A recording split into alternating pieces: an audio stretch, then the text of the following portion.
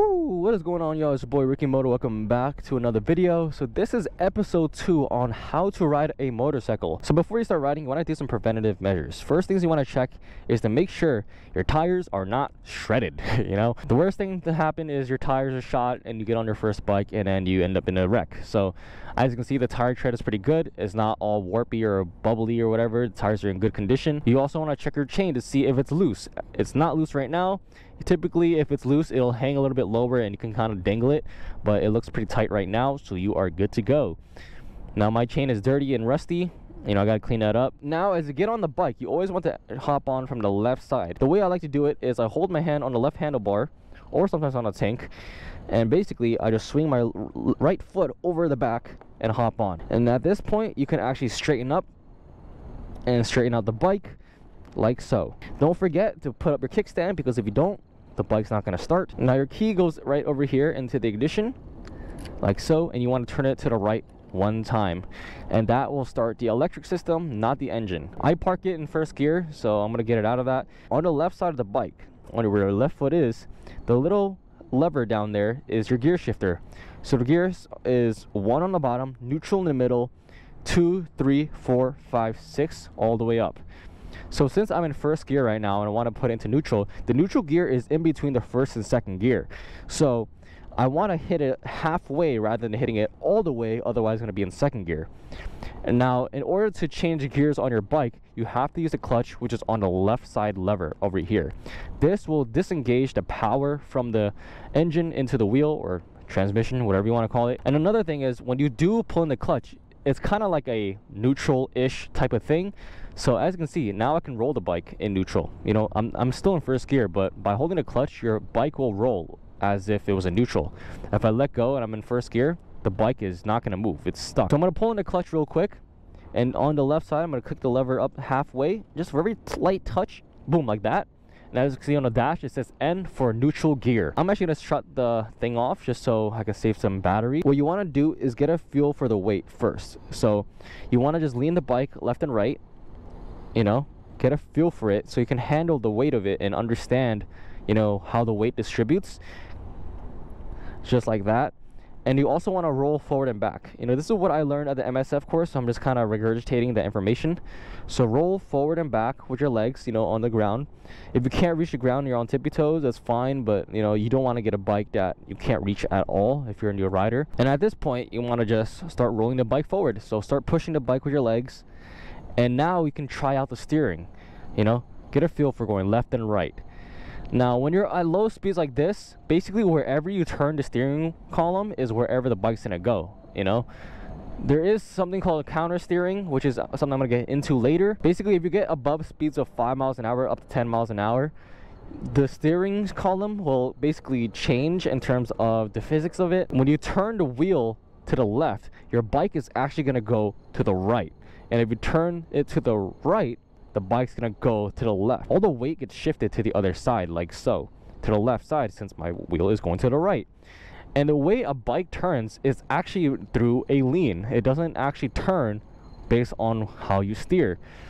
So I notice a lot of times when you think too much about it and you're like, oh, I gotta go left now, so I gotta turn right, you know, it makes it really confusing.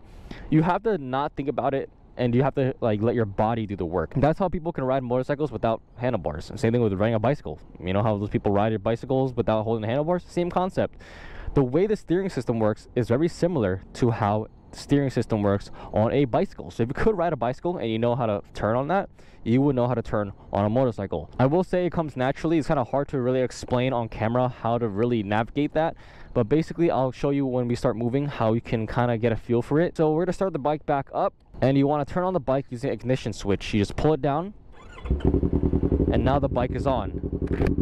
Make sure you're wearing all your gear. Make sure you got your helmet, your gloves, everything. You know, don't forget about that. I feel like I should have mentioned that earlier. So motorcycles have a sequential gearbox, meaning all the gears are in order from 1, 2, 3, 4, 5, 6, with neutral being in between 1 and 2.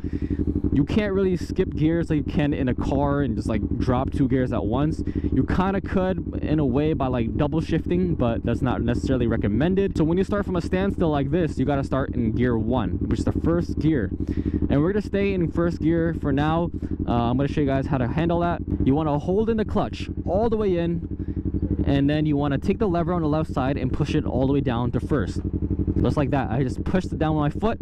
We are in first gear, and as you're doing this, make sure you're still holding the clutch, man. Don't let go of that, otherwise you're gonna freak the hell out because the bike is gonna lurch forward and stall. So at this point, we're not gonna play with the throttle. We're gonna just leave our hand on here just for balance sake.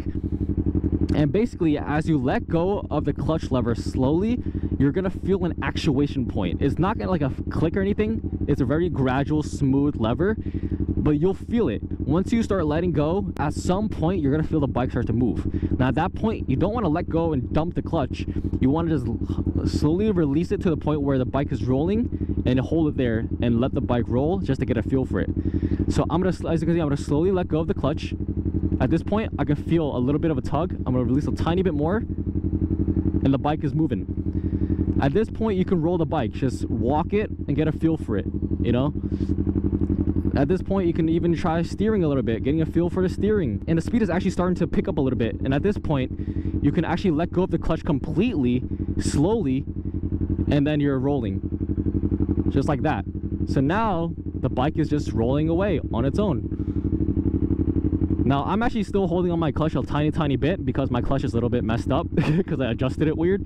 But at this point, usually if you have a stock bike, you can let go of the clutch completely and you should be able to roll, you know, at like 5, 6, 7 miles an hour. But yeah, basically you want to just navigate around, try to get a feel for the turning. Now at this point, since you're going at a low speed, you don't need a counter steer. So if you want to turn left, I just turn the steering wheel left and it's actually going to go left. For whatever reason, if you feel uncomfortable and you want to stop, all you do is hold in the clutch all the way and the bike will come to a stop and you can put your legs down on the ground. Pretty simple, right? Let go of the clutch slightly until you feel that bite and the bike's gonna start to move. So walk it a little bit, walk it a little bit. Now you can actually add a little bit of throttle and be very gentle. So add a little bit of throttle and then let go of the clutch completely, slowly.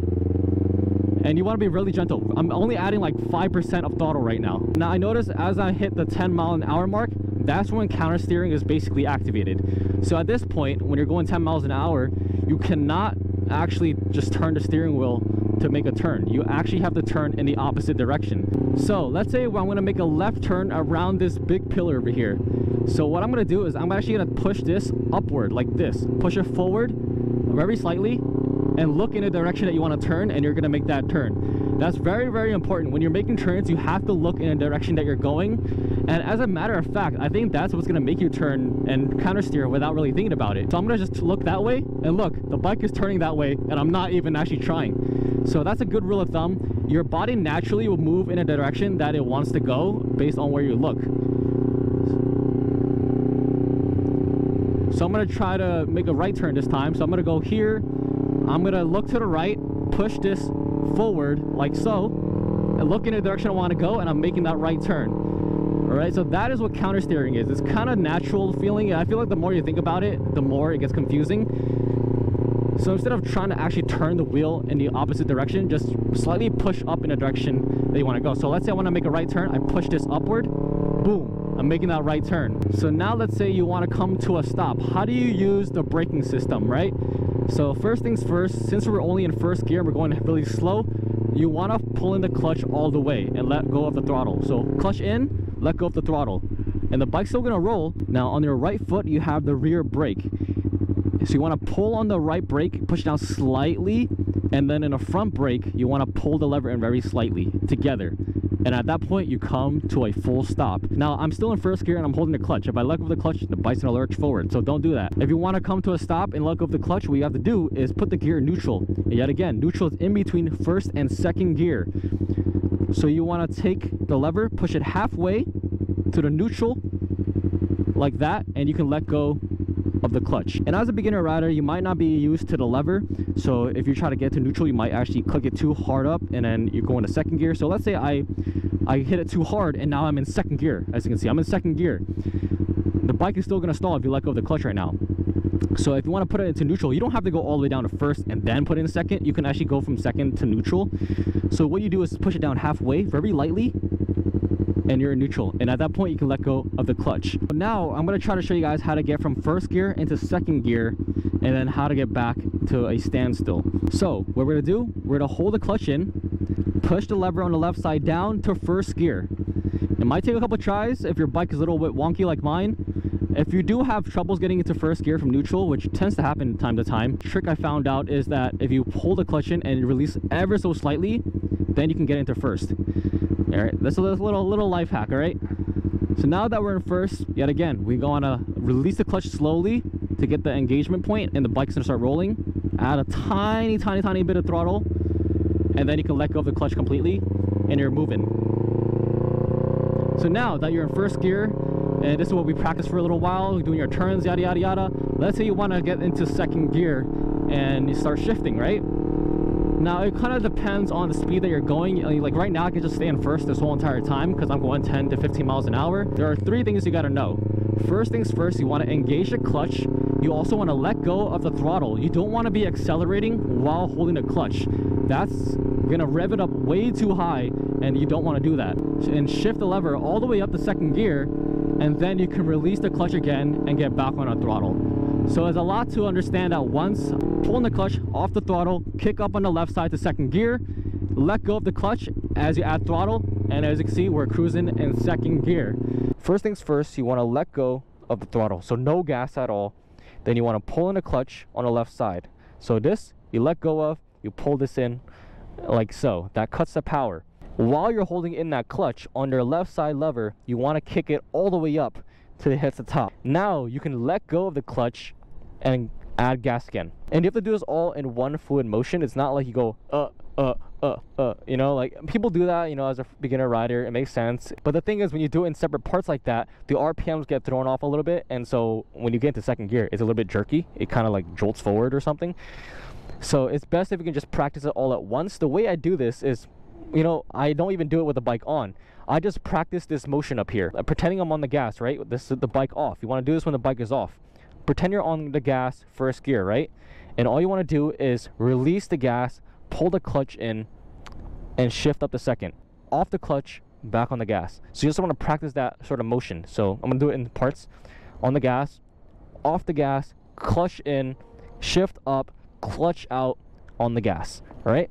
So after you practice all those different portions, then try to do it in the same exact time. You want to let go of the throttle as you pull in the clutch in the same exact time. So one's going outward, one's coming inward, and you do it in the same time like this. And now when you come back on the throttle, same exact concept. This side is being held down, this side is released, but now you're doing the opposite. You're going to release the clutch as you add gas in the same time. So boom. All right? So you can just practice that motion with your hands. So let's say you're on the throttle, off the throttle while you grab clutch in the same time. Shift up to second gear, release clutch and add throttle at the same time.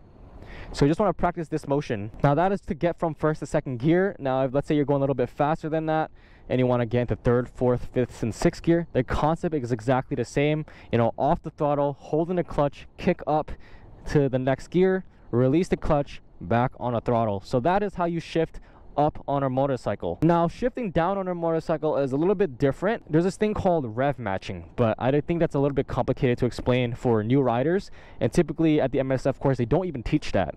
So there is a way to shift down without rev matching, which I'm going to show you guys right now. I did make a video about rev matching, which is a slightly more complicated way of downshifting, which is a more skilled and smoother way of downshifting. If you guys want to see a video on how to downshift and rev match, I'll leave that video in the description below. I made that a little while ago, but I'm going to show you guys how to get into the upper gears like third gear, fourth gear, and how to slow down from there to a standstill. Now we're going to hold in the clutch, press the lever down the first gear. Now we release the clutch a little bit, get that engagement point so the bike is rolling, add a little bit of throttle, let go of the clutch completely. Now we're moving, so I'm going to get into second gear, clutch in, pull throttle off, second gear, come back on. So now we're going to shift up to third, same concept, clutch in, off throttle, shift up, boom, back on the throttle, off the clutch.